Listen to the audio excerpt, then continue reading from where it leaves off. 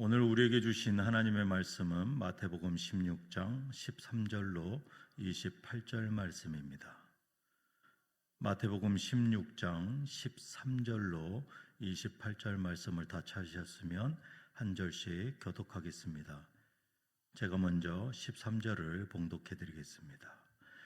예수께서 빌립보 가이사랴 지방에 이르러 제자들에게 물어 이르시되 사람들이 인자를 누구라 하느냐? 이르되 더러는 세례 요한, 더러는 엘리야, 어떤 이는 예레미야나 선지자 중에 하나라 하나이다.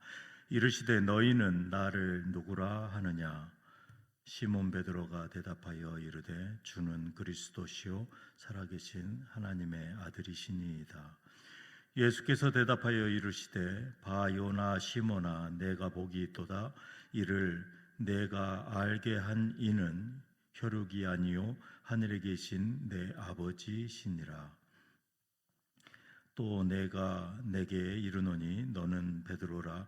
내가 이 반석 위에 내 교회를 세우리니 음부의 권세가 이기지 못하리라. 내가 천국 열쇠를 내게 주리니 내가 땅에서 무엇이든지 매면 하늘에서도 매일 것이요 내가 땅에서 무엇이든지 풀면 하늘에서도 풀리리라 하시고, 이에 제자들에게 경고하사 자기가 그리스도인 것을 아무에게도 이르지 말라 하시니라. 이때로부터 예수 그리스도께서 자기가 예루살렘에 올라가 장로들과 대제사장들과 서기관들에게 많은 고난을 받고 죽임을 당하고 제3일에 살아나야 할 것을 제자들에게 비로소 나타내시니, 베드로가 예수를 붙들고 항변하여 이르되 주여 그리 마옵소서, 이 일이 결코 주께 미치지 아니하리이다. 예수께서 돌이키시며 베드로에게 이르시되 사탄아, 내 뒤로 물러가라. 너는 나를 넘어지게 하는 자로다. 내가 하나님의 일을 생각하지 아니하고 도리어 사람의 일을 생각하는도다 하시고, 이에 예수께서 제자들에게 이르시되 누구든지 나를 따라오려거든 자기를 부인하고 자기 십자가를 지고 나를 따를 것이니라. 누구든지 제 목숨을 구원하고자 하면 잃을 것이요 누구든지 나를 위하여 제 목숨을 잃으면 찾으리라. 사람이 만일 온 천하를 얻고도 제 목숨을 잃으면 무엇이 유익하리요? 사람이 무엇을 주고 제 목숨과 바꾸겠느냐? 인자가 아버지의 영광으로 그 천사들과 함께 오리니 그때에 각 사람이 행한 대로 갚으리라. 진실로 너희에게 이르노니 여기 서 있는 사람 중에 죽기 전에 인자가 그 왕권을 가지고 오는 것을 볼 자들도 있느니라. 아멘. 저는 오늘 본문 말씀을 가지고 과연 내 생각이 하나님의 뜻인가 라는 제목으로 은혜를 나누기를 원합니다. 오늘 예수님은 갈릴리 사역을 마치고 우상 숭배와 세상의 힘이 지배하는 화려한 도시인 가이사랴 빌립보로 가셨습니다. 그곳에서 주님은 공생애의 가장 핵심적인 질문을 던집니다. 너는 나를 누구라 하느냐? 당시 사람들은 예수님을 세례 요한, 엘리야, 예레미야 같은 선지자로만 여겼습니다. 예수님의 일면만 보고 참된 메시아이심을 깨닫지 못한 것이죠. 주님의 이 질문은 세상 사람들의 막연한 평가가 아닌 지척에서 동행해온 제자들의 주체적인 신앙 고백을 요구하시는 것입니다. 오늘 베드로의 고백과 실수를 통해 과연 내 생각이 하나님의 뜻인가 사람의 일인가 분명히 분별하는 은혜가 있으시길 주님의 이름으로 축복합니다. 첫 번째로 이 베드로는 주는 그리스도시요 살아계신 하나님의 아들이시니이다 라는 위대한 고백을 합니다. 예수님은 이 고백이 혈육이 아닌 하늘에 계신 아버지께서 알게 하신 은혜요 계시라고 칭찬하시며 그를 반석이라 부르십니다. 바른 신앙 고백은 내 지혜나 경험이 아니라 전적인 하나님의 은혜로만 가능합니다. 주님은 이 믿음 위에 천국 열쇠를 주셨습니다. 이 열쇠는 나를 뽐내는 훈장이 아니라 죄로 닫힌 영혼의 문을 여는 복음 선포의 도구입니다. 사도행전에서 베드로는 이 열쇠를 2번 결정적으로 사용합니다.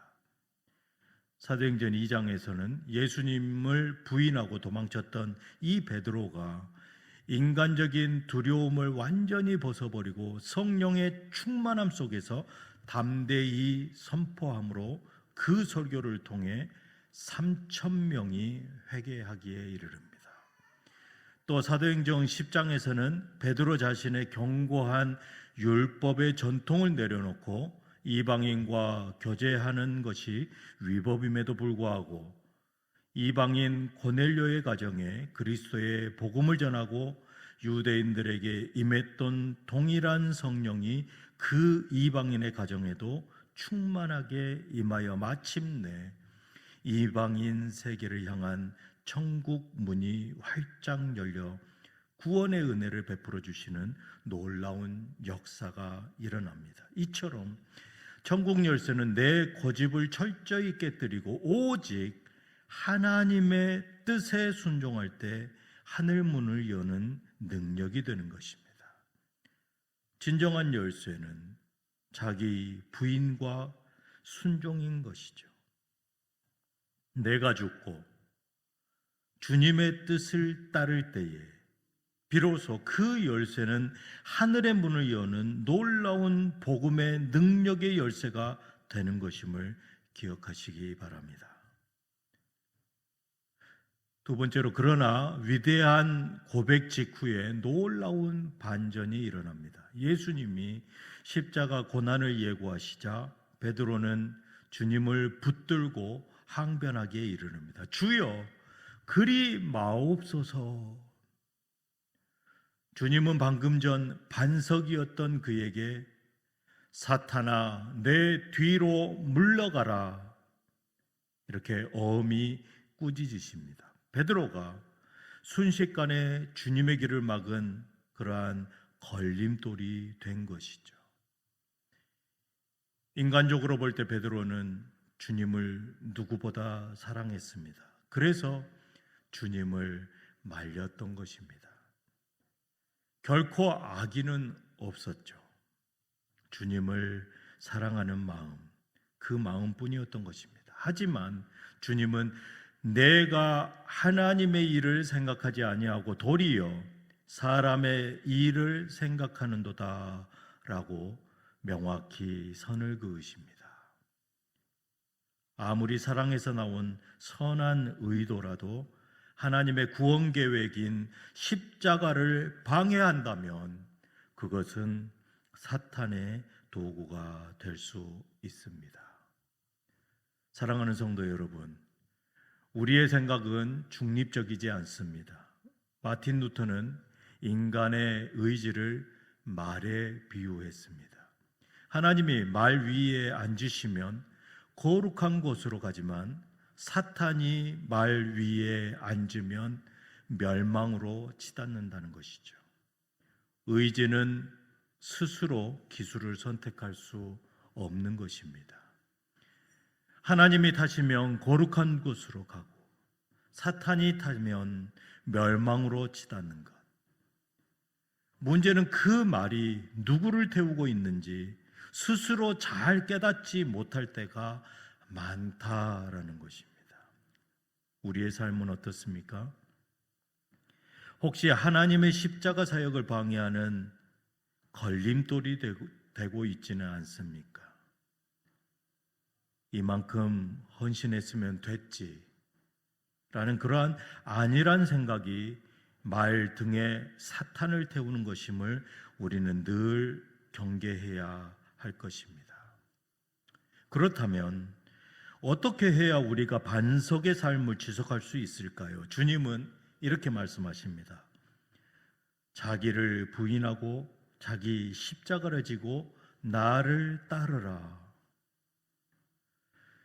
베드로는 승리의 메시아를 원했습니다. 하지만 주님의 길은 십자가를 통해 생명을 얻는 구원의 길이었습니다. 자기를 부인한다는 것, 그것은 내 생각이 죽고 하나님의 말씀이 앞서게 하는 것입니다.